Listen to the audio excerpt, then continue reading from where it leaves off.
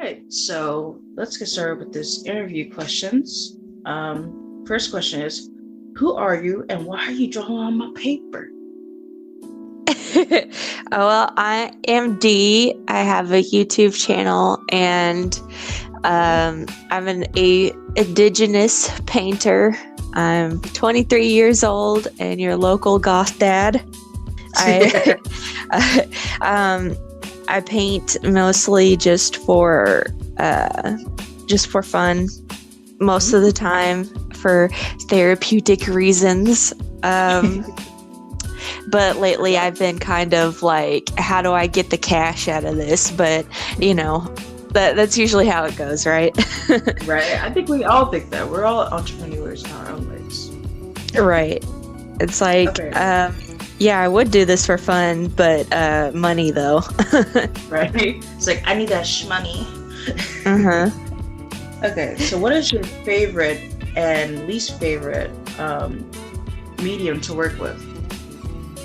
Okay, my favorite, it used to be acrylic paints, but because you've sent me a gouache set as a gift, I actually really like gouache now, just because of the intensity of the colors.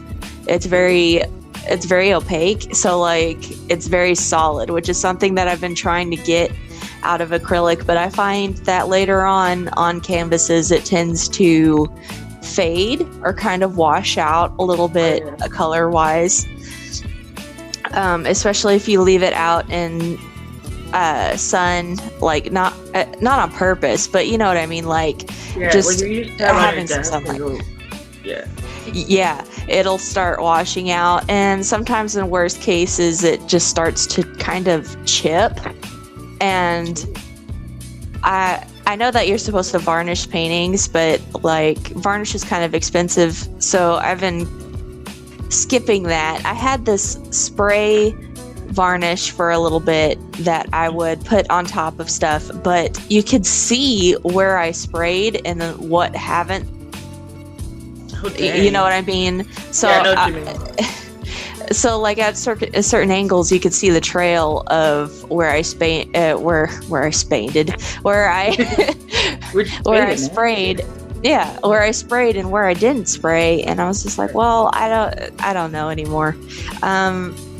So gouache is my favorite. My least favorite medium,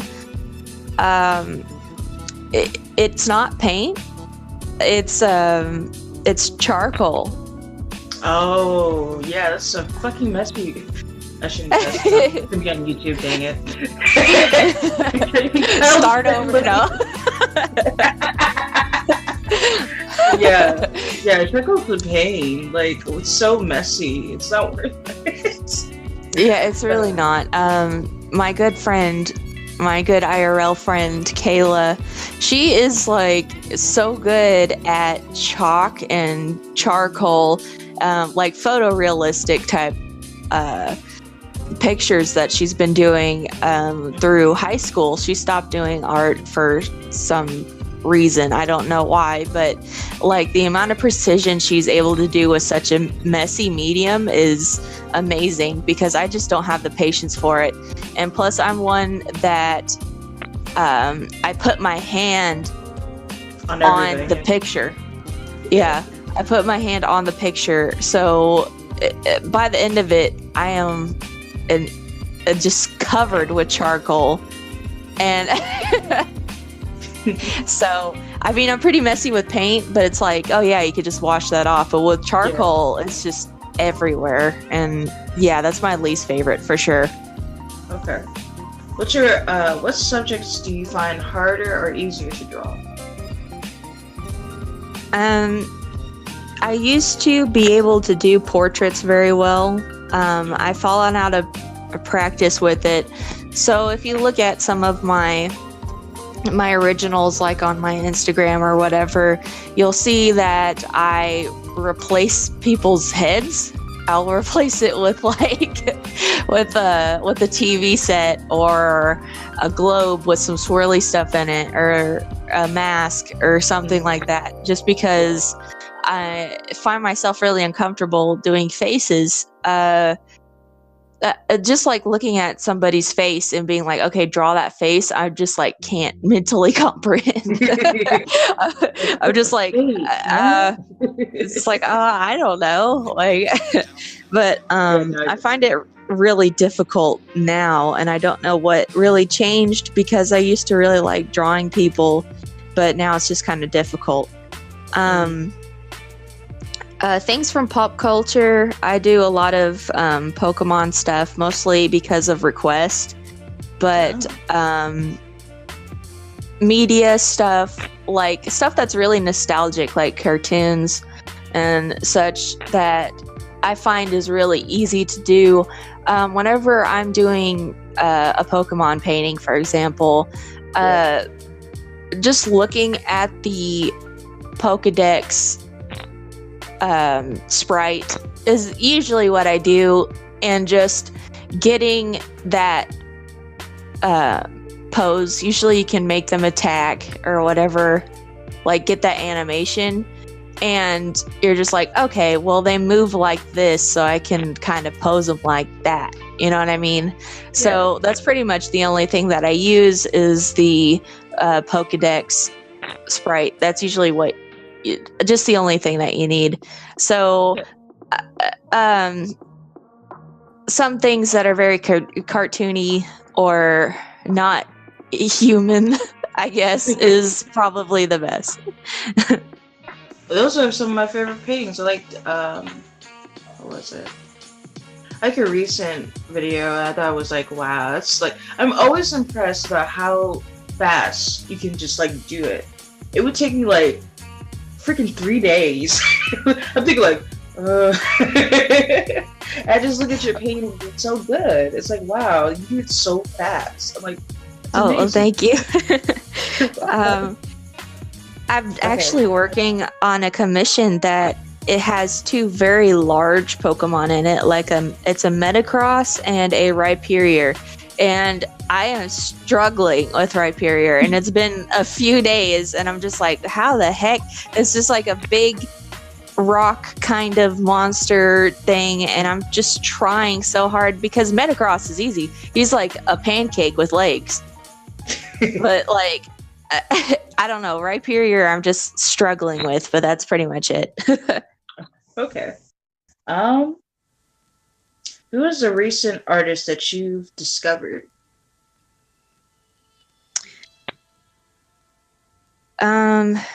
I can't remember his name. He's the one that called out Ross Draws for tracing. Yeah, I think I know what you're talking about. Like, he has a YouTube channel. Yeah, he has an accent. Oh my gosh. Yeah. I can't remember his name, but I've been watching his Procreate videos, and I actually really like how he does lighting, like his shading,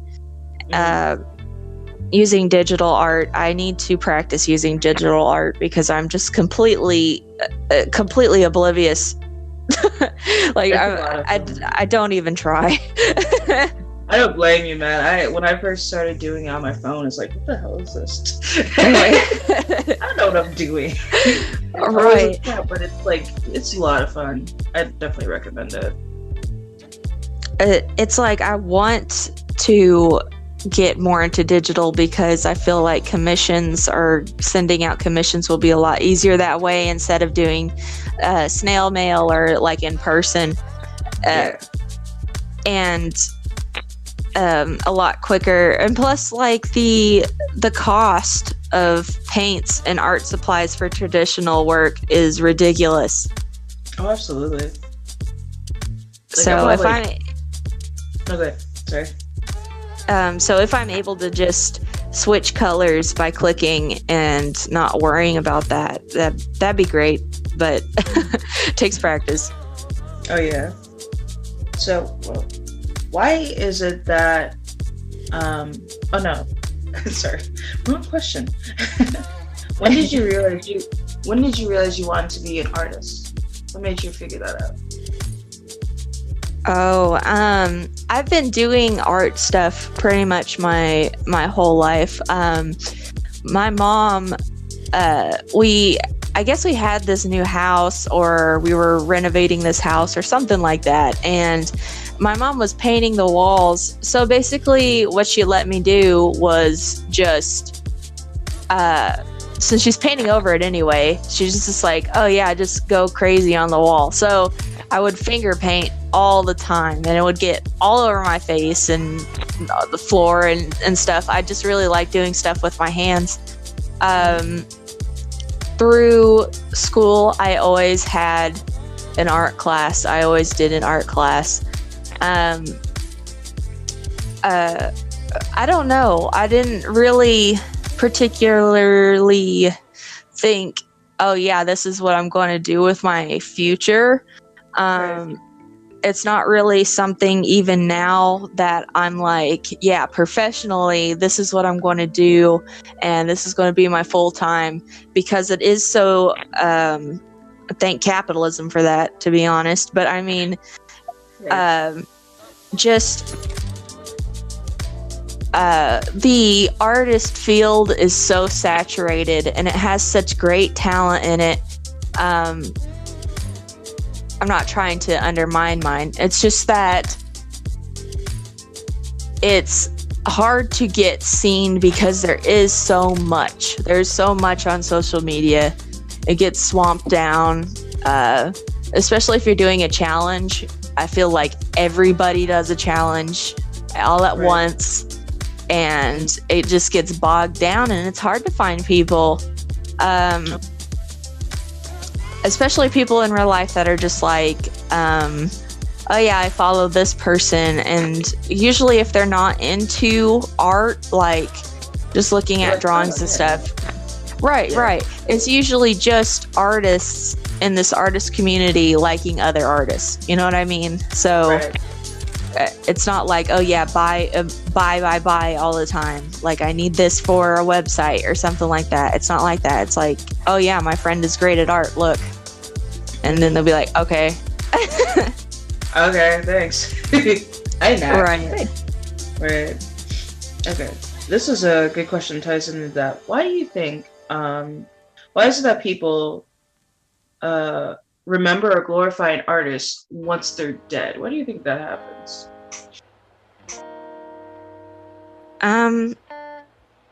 That's a good question. Because we got like Van Gogh. People are like, oh man, Van Gogh was so great. But this dude had like mental disorders, and he was unwell, and he was like not in an okay state of mind.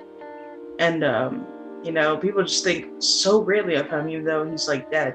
They didn't think that when he was alive. What do you think? Right. I think that tragic death gets people's attention. Sadness gets people's attention, unfortunately, where it's just like, oh yeah, local artist was ran over by a bus or something, and you're just like, oh no, and let me look at their art, and you're just like, wow, they were great.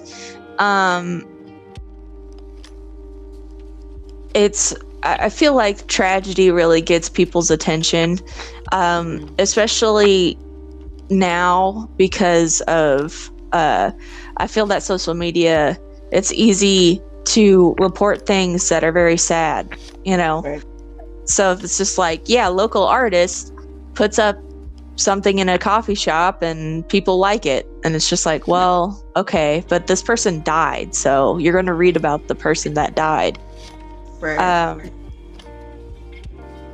I don't really particularly know why that is such a thing. If I think that it really sucks because this person doesn't get any type of like don't get any kind of money out of this, you know, going back to making a living. And now all these like these hipster girls are recreating Starry Night on their ukuleles, and you know what I mean, like yeah, I know what you mean. Yeah, it's more like a marketing thing now, like, oh, we like, this is like back, yeah, like how the way that the artists were, like, they're kind of prestigious, but not really. Like, they weren't treated well. They're like back in the day, even when Da Vinci was around, they're like, oh, so this guy wants you to pay on his like wall or whatever, and we're not gonna pay you, dude. We're just like, you just do it and don't have any breaks, and we'll maybe give you bread. I don't know. Like, yeah, absolutely. It's just like with I believe it was Michelangelo that painted the Sistine Chapel. Yeah. Yes.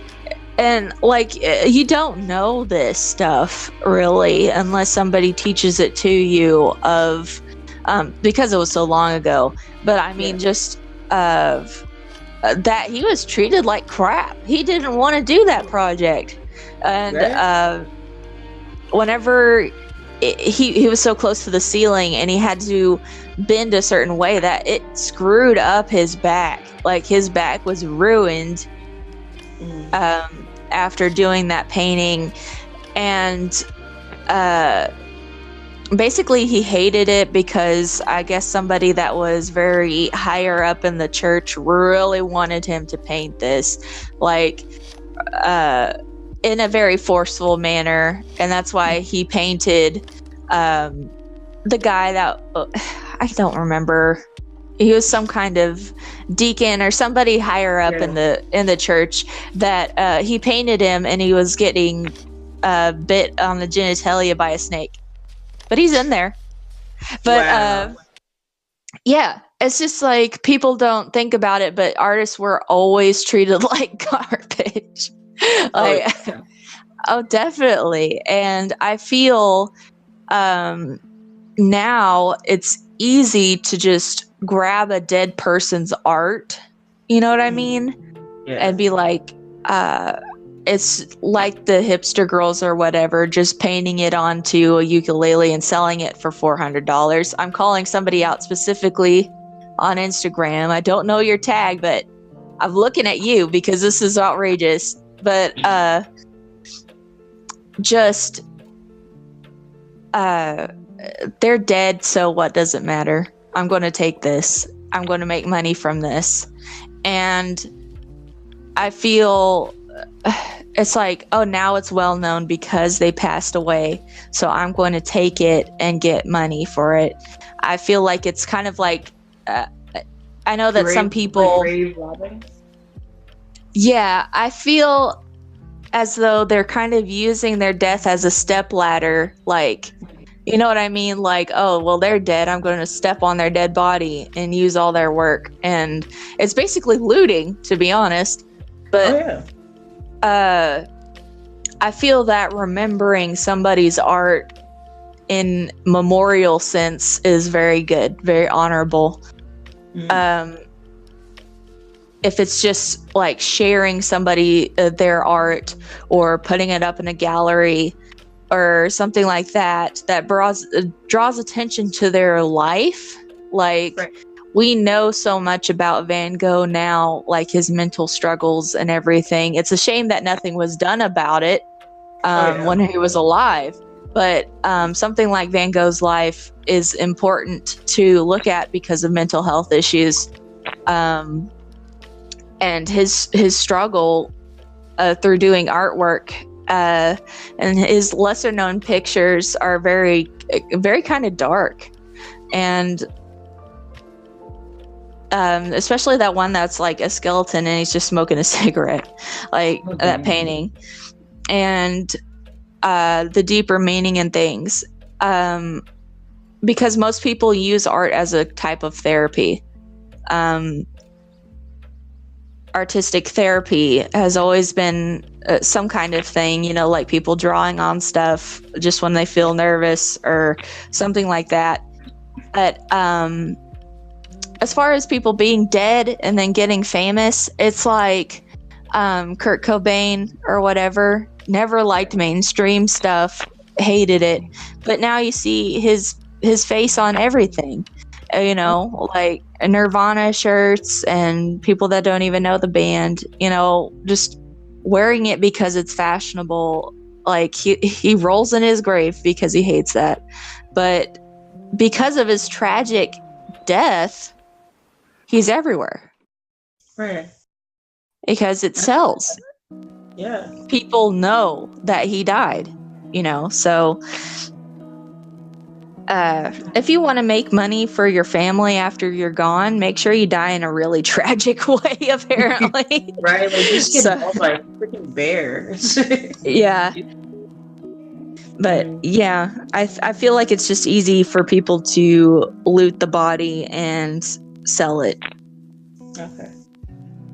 Okay, so who and or what, it doesn't have to be and what, are your main art inspiration? What inspires you to do what you do? Especially with YouTube, I started watching Joy San a few years ago. Yeah, and that's how we met each other. It was because I made this Discord group for her, and you joined, and we started talking. Yeah, a few years ago, where her art videos were very much just the process, sitting down and doing it. And I was just like, yeah, well, I can just sit down and do it, just record me doing it.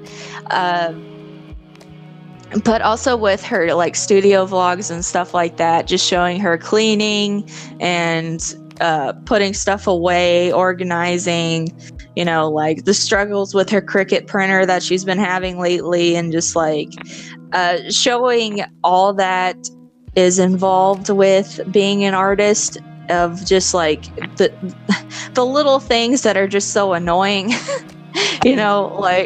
Like my stupid printer won't freaking work, and or my scanner's broken and it won't scan right into the computer, and I can't draw this line. I've been doing it for like an hour, and just erasing it, and like it's maddening. Absolutely. But Joy San is probably one of my biggest inspirations. I love her zines, and I love how comfortable she is with just experimenting with something new, a new subject. Like lately, she's been wanting to do more horror type artwork, and whenever in her style, it's very interesting because it's a very kind of it's flat. It's very, very stylized, and it looks like it could be in a children's book. Yeah, but like how she does like horror and stuff is like, it's very subtle. You don't really notice. And like whenever you're looking at the picture, you're just like, oh, that's actually eyeballs in the soup or whatever. You know what I mean? Like it's very cool. But yeah, she's probably my biggest inspiration because she also works and does art stuff on the side, and is so in my mind successful. Nice. So yeah. So what is your favorite meme? My favorite meme? I thought this would be a fun question. Oh my god, shooting stars. Dude, it's legendary, right? The song's actually good, but like the song's actually good. I unironically love the song. Right? It's like, yes. Yeah, right. It's just it always catches me off guard or whatever it was like peak.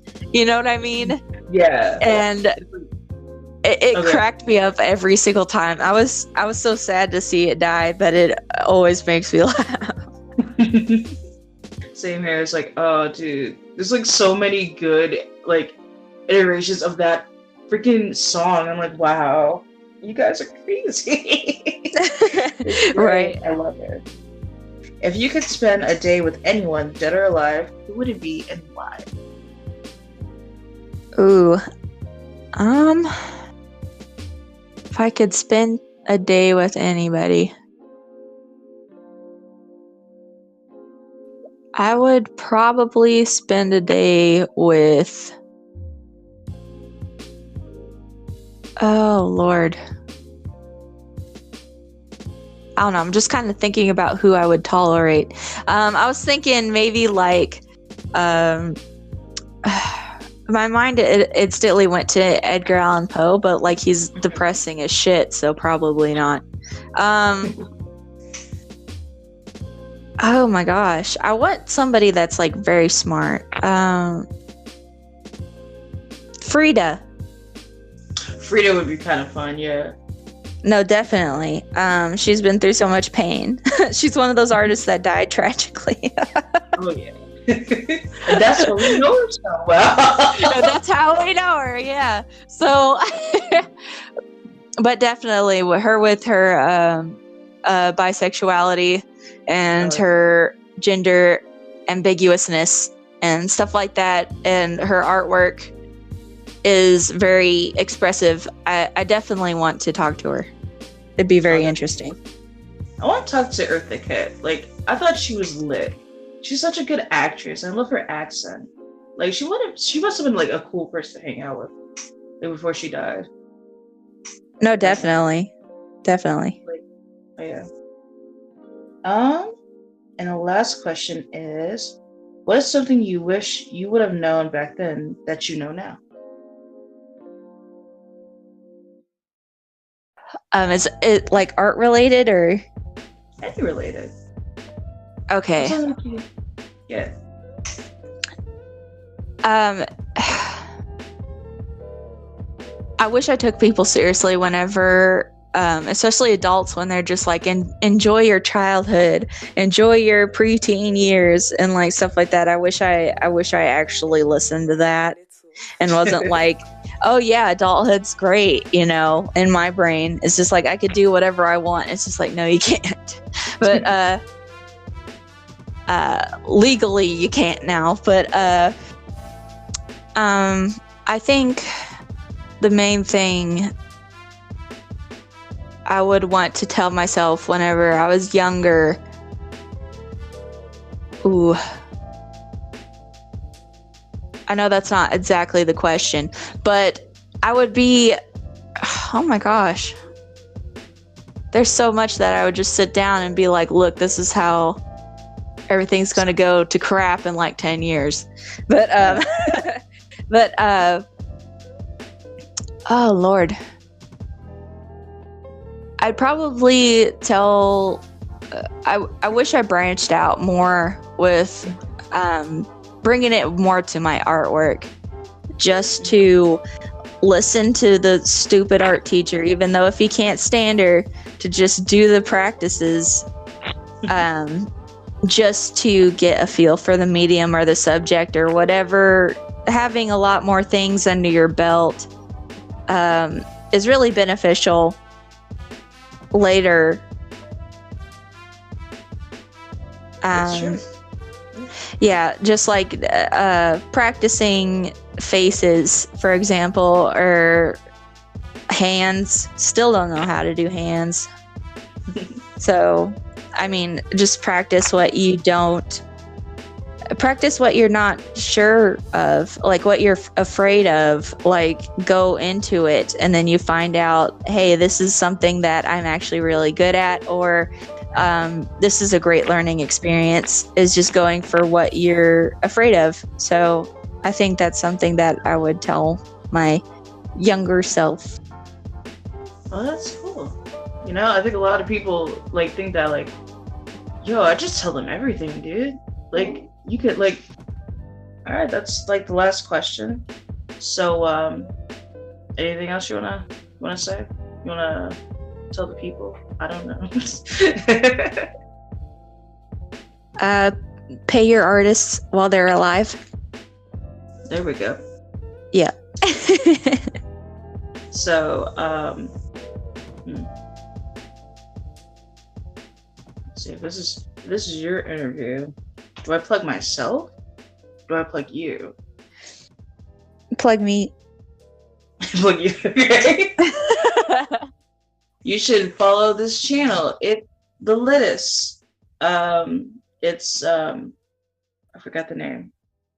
Dang it, that's bad. I forgot.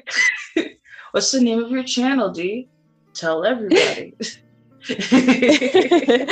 Is indiedee, and I change it all the time. So like, she'll have a link in the description. It's the best channel. You'll love it for the sweet paints. Sweet paints.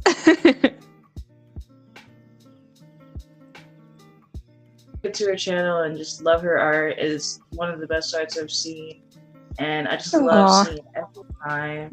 She's my best friend. I love her. That's my girl. Oh my god. I love her so much. But yeah, so I'm Mo, and may your dreams shoot past stars. Bye. Bye.